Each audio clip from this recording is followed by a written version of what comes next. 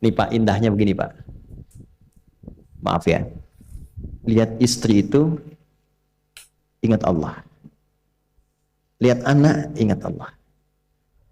Ibu lihat suami ingat Allah. Kalau melihatnya begitu, maka substansi berumah tangga itu nikmat rasanya, dan tanggung jawab itu melekat pada diri kita untuk terjaga dalam kebaikan. Ya. Saya nitipkan handphone saya ke antum, dan antum tahu itu punya saya. Ya, dan Anda mencintai saya misalnya, ta'zim di situ. Mungkin nggak handphone itu ditempatkan di tempat yang tidak baik? Mungkin nggak Anda taruh di lantai begitu saja? Demi Allah saya katakan, mungkin Anda akan mencari tempat terbaik, disimpan di situ, dirapi-rapikan, dilap-lap, karena Anda merasa itu punya saya yang dititipkan pada Anda. Manusia saja bisa Anda perlakukan demikian. Bagaimana ketika Anda melihat anak itu amanah Allah, yang Anda sebagai orang tuanya akan ditanya di kemudian hari. Maka kalau mau bersikap yang nggak enak itu, nggak bisa Pak kita lakukan. Mau bentak tuh nggak bisa. Mau marah tuh ditahan-tahan. Ya. Dan itu dijaga. Lihat istri sebagai amanah Allah itu beda caranya dengan hanya melihat kemanusiaannya saja. Istri melihat suami sebagai amanah Allah akan lain. Ya. Makanya akan selalu sempat dan optimal merawat istri sendiri dibandingkan lihat-lihat istri orang. Begitu sebaiknya. Ibu pun tidak harus berharap, kenapa ya suami saya nggak seperti Ustadz? Harapan yang sia-sia. Sudah ada turunan hikmahnya. Nah itu ada latihannya. Latihannya apa? Alladzina yadhkurunallah, zikir. Jadi kalau zikir itu sudah kuat dalam diri kita, ya sudah menghadirkan esensi zikir dalam diri kita, yang dilihat semuanya itu semua anugerah Allah Subhanahu wa taala. Jadi saat dia gembira itu dia bersyukur, dan saat dia sedang mengalami duka dia bersabar. Semua sama sebagai ibadah. Ajaban li amril mu'min. Kalau sudah seperti itu, kata Nabi, perkara hidupnya mengagumkan, gak ada keluhan. Itu latihannya zikir. Nah, zikir ini di Quran diturunkan dalam bentuk yang pokok berupa amalan ritual. Karena itulah semua bentuk amalan ritual disebut dengan zikir. Jadi kalau kita ingin hadirkan sifat tadi, maka cara pertama tingkatkan ibadah ritual. Salat. Apalagi? Al-Quran. Saya ambil dua dulu lah, supaya nggak banyak-banyak dulu. Yang pokok salat yang kita lakukan tiap hari. Tinggal kuantitas dan kualitas kita tingkatkan. Maaf, lihat sini baik-baik. Salat itu di Al-Quran disebut dengan zikir. Dalilnya Quran surah ke-20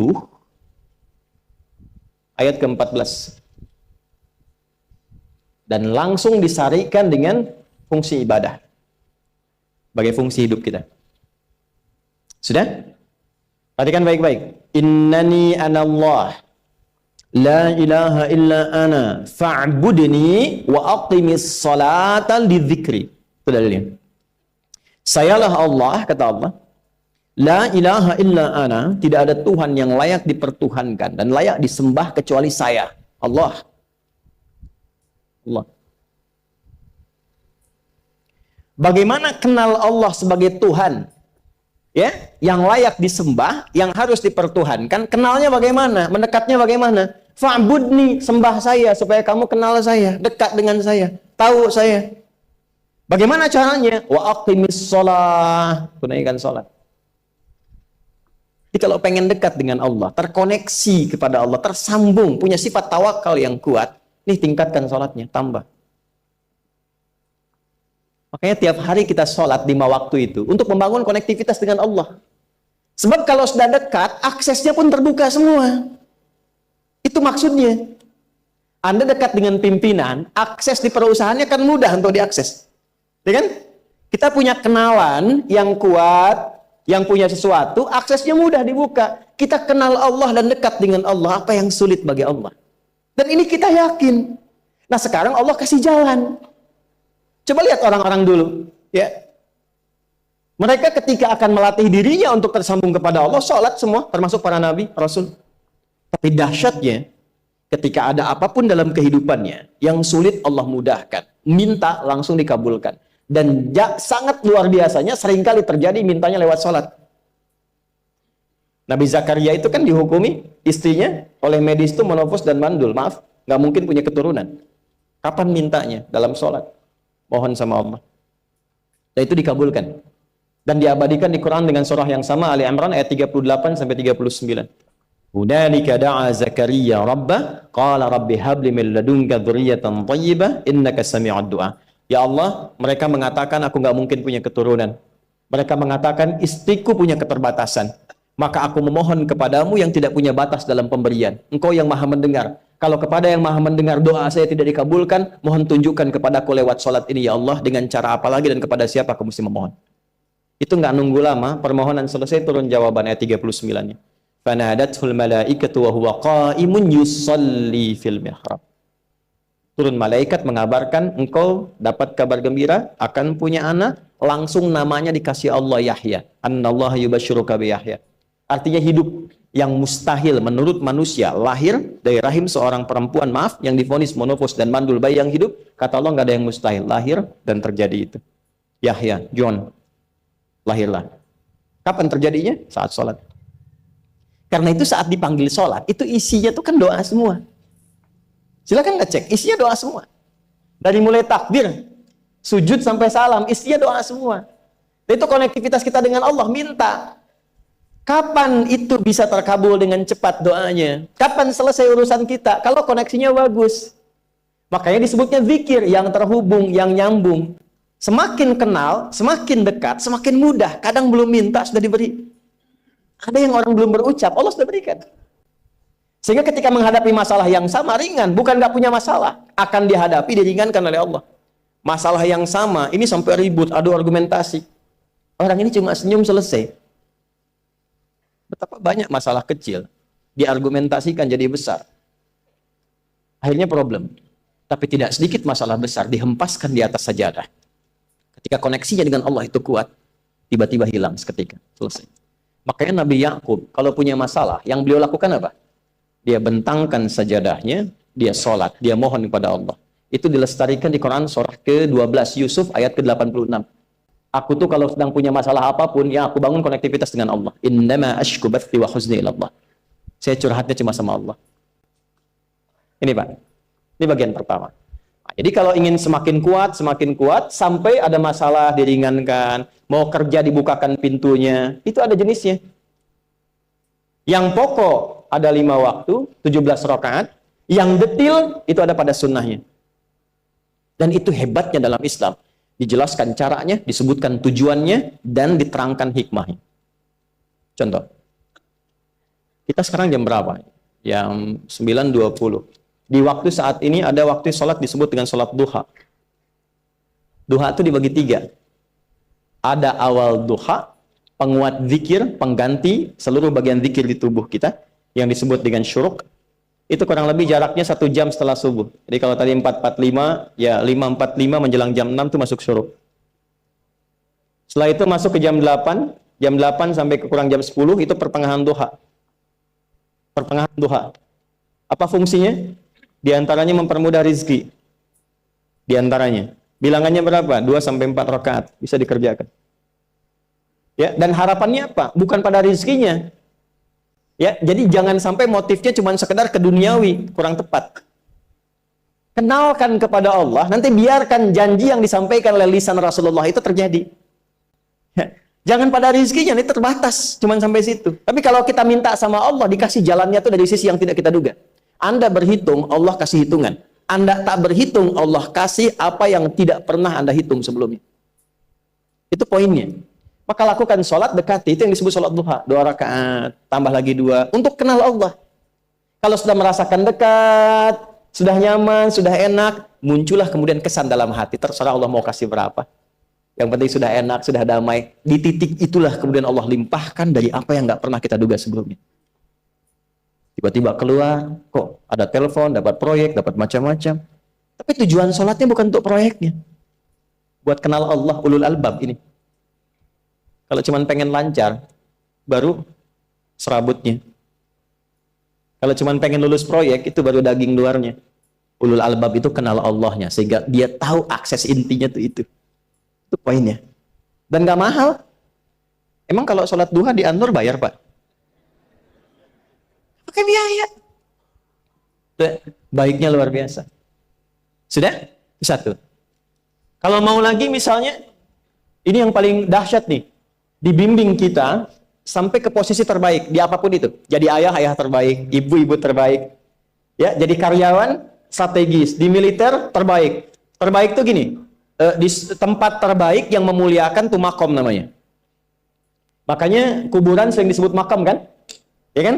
Maksudnya apa? Maksudnya Anda selama hidup berkaryalah yang baik, ibadah yang benar, sehingga Anda wafat pun terhormat. Ya, kata makom itu pertama kali di Al-Baqarah ayat 125, makom Ibrahim. Ya.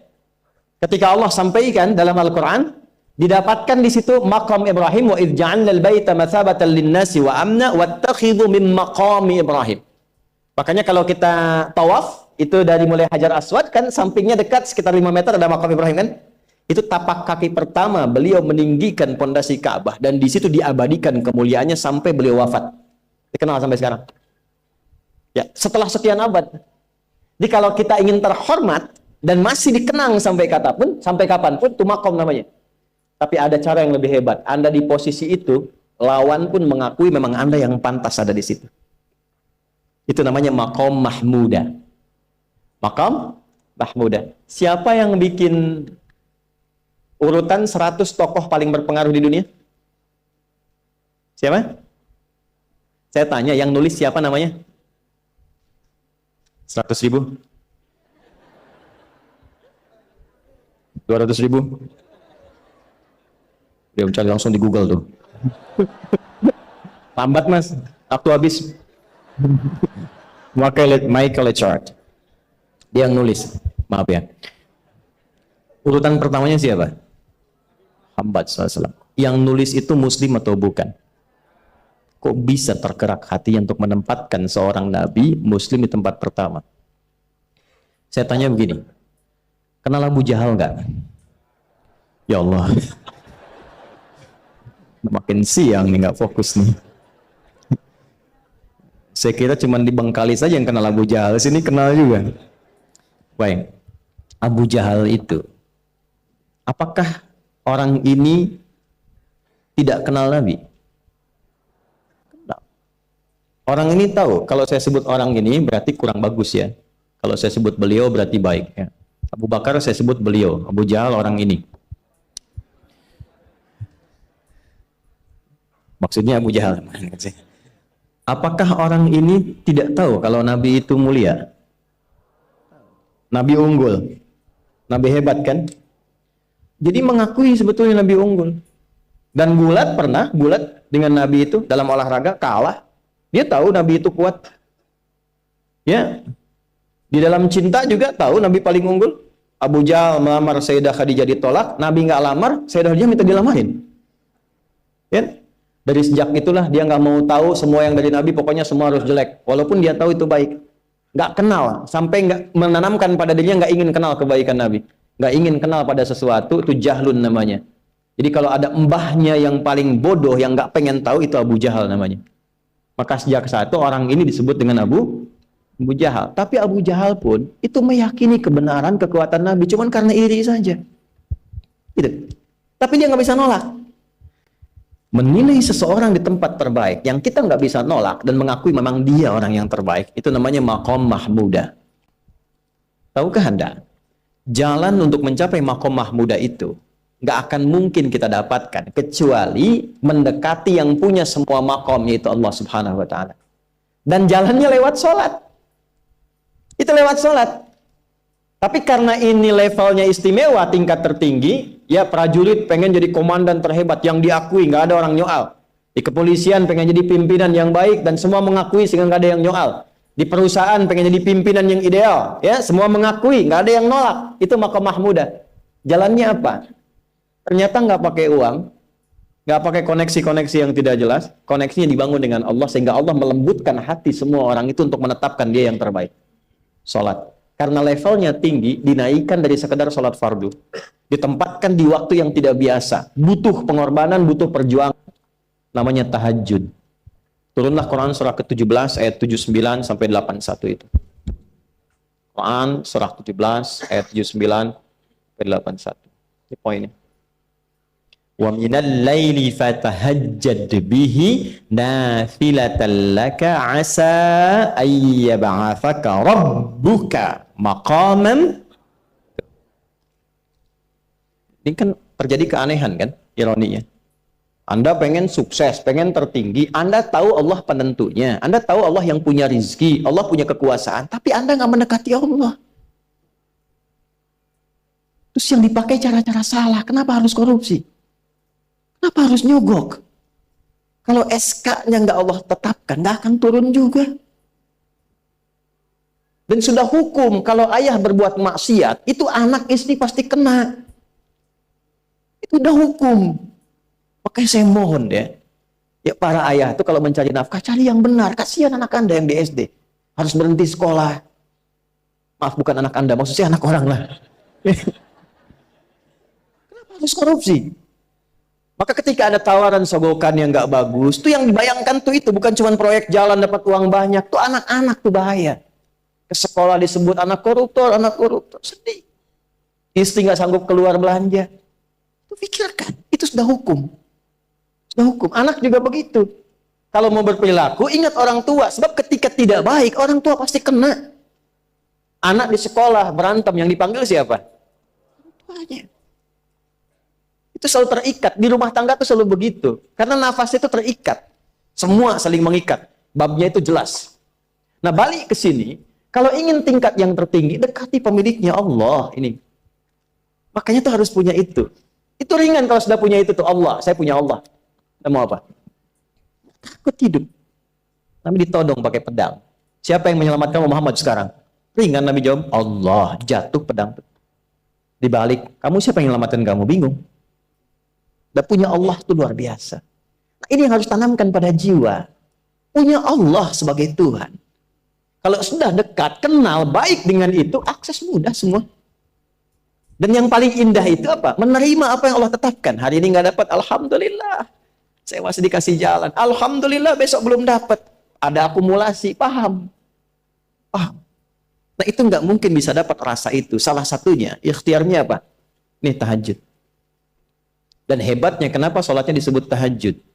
Tidak disebut sholat hajat. Ada hajat, ada tahajud, beda. Hajatun, hajada, hajadun, ada tahajjada ya tahajud, tahajud. Beda. Tahajud, di situ aja. Ini sengaja nggak saya hapus nih. Mana staf saya? Oh, foto nih ya. Saya hafal insya Allah. Tahajud. Asalnya dari kata hajada, begini, ha, jim, dal. Ditambah ta di depannya, lalu ada tasydid sebelum akhirnya. Ini akarnya 3 huruf, ha, jim, dal. Hajada itu asalnya bangun dari tidur malam. Tidur dulu, lalu bangun setelah itu. Itu hajada. Pelan-pelan. Paham sampai sini? Kita teruskan. Kalau kita ingin berusaha untuk bangun, mengoptimalkan diri untuk bangun, maka tambahkan tak di depannya. Berusaha untuk mendapatkan atau mencapai sesuatu. Kalau yang kita akan lakukan itu tidak mudah, nggak gampang bangunnya, sehingga butuh rencana, butuh persiapan, ya kan? Maka tambahkan tasydid sebelum huruf akhirnya. Dari kata syiddah, apa yang mau dikerjakan ini nggak mudah. Memang pengen bangun itu jam 3. Tapi kan nggak tiba-tiba ujuk-ujuk bangun jam 3, belum tentu. Ya kan? Kita harus rencanakan dulu supaya bisa bangun, saat bangun itu siap, bukan cuma bangun. Bangun jam 3, sholatnya 4:30, ya kan jauh. Maka untuk bangun jam 3 itu butuh persiapan, nih syiddah. Maka rencanakan. Pasang alarm 3 kali. Misal yang ikhtiarnya jam 2, jam 2.15, jam 2.30. Alarm jam 2 untuk mematikan alarm yang kedua. Gitu kan? Yakin saya, Anda kalau pasang alarm malam tuh nggak 1, yakin? Bangun, ceklek, mati. Minimal ingat akan ada alarm berikutnya kan? Nah, itulah tak. Allah itu sudah tahu modus-modus kita itu. Karena alim maha mengetahui. Detailnya kan kita lakukan kan Allah sudah tahu. Alarm yang kedua, membangun kesadaran paripurna. Peringatan kedua. Kalau pengen bangun, enggak tertidur. Maka ketika sampai pada alarm ketiga, sudah sadar kita. Oh. Papa Bu, alhamdulillah. Lebih baik telat daripada enggak sama sekali. Bangun. Ini. Kalau kita tarik ke implementasi hidup, pengen level tertinggi itu butuh perjuangan. Latihan dulu, kan? Menguras fisik, energi, tenaga, biaya, hasilnya indah. Tapi ada jalan cepat untuk mendapatkan itu. Nih aksesnya bangun kepada Allah. Gitu. Kalau kita tingkatkan ini, itu luar biasa. Jadi itu. Jadi. Nah, kalau ini terus ditingkatkan, nanti membangun value yang terasa. Ada nilai-nilai yang terasakan, kita merasa lebih dekat dengan Allah. Yang biasanya tadi dipanggil azan baru ingat sekarang, baru selesai subuh udah ingat isya. Nanti isya bagaimana? Itu kan urutkan. Tapi tetap zuhur juga, zuhur, asar, maghrib, isya. Waktunya kenal jam berapa. Bahkan dipetakan, saya nanti akan ke sini, masjid yang terdekat di situ. Jadi lihat peta itu, ya lihat peta jalan, saya nggak sebut nama supaya nggak endorse. Itu lihat peta jalan. Itu dia petakan, saya akan sampai di situ jam berapa, durasinya berapa, masjidnya di mana. Kalau tertinggal di situ, di sini saya sholat Jumatnya. Sampai ke situ. Nah, value yang membuat kita semakin meningkat dekat dengan Allah, itu takwa namanya. Takwa. Disebutkan sebanyak 240 kali dalam Al-Quran. Nah, intinya itu ini nih. Jiwa takwanya. Kalau ini sudah ada, Allahu Akbar. Silahkan Anda keluarkan semua kata-kata takwa di Quran. Tidak ada kecuali yang indah semuanya. Quran surah 65. 65 itu babnya bab tolak. Surahnya at-tolak. Tolak itu persoalan terbesar di rumah tangga. Nggak akan bisa terjadi yang demikian itu kalau ada takwa di dalamnya. Nyambung. Kalaupun mesti terjadi, itu spirit takwa mengarahkan pada yang terbaik. Makanya di ayat kedua di ujungnya, sampai ke ayat 3, apa yang terjadi? Di rumah tangga itu kan cuma 2 babnya. Satu masalah dari komunikasi, yang kedua materi. Perhatikan, wa may yattaqillaha yaj'al lahu makhraja wa yarzuqhu min haitsu la. Siapapun yang mampu meningkatkan takwanya kepada Allah, pakai man tuh, setiap personnya. Suami, istri, ayah, ibu, anak, satu keluarga mencoba meningkatkan takwa. Dia tahajud, bangun semua ingatkan. Bangun semua tahajud, salat duha, yuk ingatkan dimanapun. Alhamdulillah. Apa yang terjadi ketika dilakukan? Apa jawab Allah? Yaj'al lahu makhraja. Enggak pakai alif lam, makhraja. Masalah apapun yang engkau alami. Suami berangkat ada masalah. Ada masalah umum yang semua orang mengalami itu. Tapi yang ini enggak. Kena macet, ada macet, dia mau berangkat, tiba-tiba diarahkan, jangan lewat situ Pak, macet, Bapak ke sini aja. Ya. Pak ikut kami saja Pak, tiba-tiba patwal datang, ayo ikut. Ya, itu bisa terjadi. Wa yarzuqhu min haitsu la yahtasib, bahkan rezekinya pun itu datang dari sisi yang nggak diduga. Nggak nyangka ya, emang nggak sangka datangnya. Ya, habis sholat, tiba-tiba telepon masuk, belum selesai proyek, ini ada permintaan itu. Beda istidraj dengan takwa itu lain. Kalau istidraj itu bertambah tapi lupa Allah. Hati-hati. Proyek nambah, sholat lupa. Hati-hati. Hati-hati ya. Pekerjaan menambah, omset nambah, tapi nggak pernah bisa ngaji. Nggak pernah mampu sholat. Hati-hati itu. Dan paling bahaya kalau itu nambah terus sehingga membuat lupa semua ibadah. Itu istidraj namanya. Istidraj. Ancamannya akhirat tuh, hati-hati. Segera ingat, segera ingat. Tapi kalau semakin nambah, semakin ingat Allah, itu anugerah. Karena Allah telah menilai hamba ini paham menjalani kehidupan, sehingga dia ngerti. Makanya Utsman, Abdurrahman bin Auf, setelah masuk Islam, hartanya makin nambah. Karena kenapa? Karena telah dinilai layak mengelola harta, paham cara mengelolanya. Dapat segini, alokasikan ke sini. Dapat segini, alokasikan ke sini. Pak, di mana logikanya? Ada 600 truk hasil usaha. Bapak punya 600 perusahaan. Satu perusahaannya itu bergerak di bidang misalnya logam mulia. Ya, ada emas, ada berlian, ada macam-macam dan sebagainya. Satu kali Anda berhasil mendapatkan kurang lebih 600 truk logam mulia di dalamnya. Mau datang kemudian ke tempat Anda di jalan. Tiba apa yang terjadi? Ada komen tetangga kepada Anda. Misal, komennya nggak langsung, cuma ke teman tetangga Anda dengar. Waduh, Pak Asep hisabnya luar biasa kayaknya. Hisabnya, bukan berliannya. Hisabnya luar biasa, terus nyampe di telinga Anda. Kira-kira ketika mendengar itu respon Anda apa? 100.000?